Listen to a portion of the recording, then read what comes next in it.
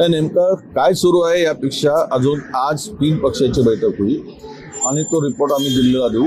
आज कोणत्याही परिस्थितीमध्ये राज्यसभेचा उमेदवार महाविकास आघाडीचा हा निश्चित होईल. अद्याप कुठल्याही नावावर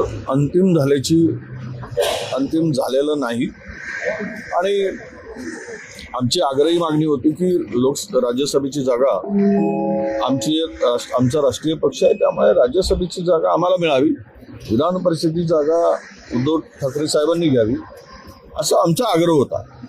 पण शेवट आम्ही 3 पक्ष मिळून आघाडी बनवून आहे, त्यामध्ये जे काही ठरेल तो ते अंतिम राहील.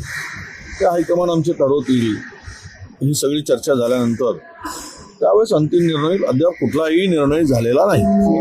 असं म्हणतायत की राष्ट्रवादीचे लोक की शरद पवार यांचं नाव निश्चित झालेलं आहे. काल सुप्रिया सुळे उद्धव ठाकरे यांना भेटून आल्या. नाही, मला माहीत नाही त्या संदर्भात त्यांचं काय मत आहे, सुप्रियाताई सुळे काय म्हणताय, जयंत पाटील. मी माझ्या पक्षाची भूमिका म्हणतोय आणि माझ्या पक्षाची भूमिका ही स्पष्ट आहे की आम्हाला अद्याप दिल्लीवरून अशा कुठल्याही सूचना आलेल्या नाही. पण तुम्ही राज्यसभेचा उमेदवार स्टँड बाय म्हणून तयार ठेवलेला आहे का? नाही, आता ते सगळे 3 पक्षाचे अंतिम निर्णय झाल्यानंतर त्यावेळेस ते सगळं करू.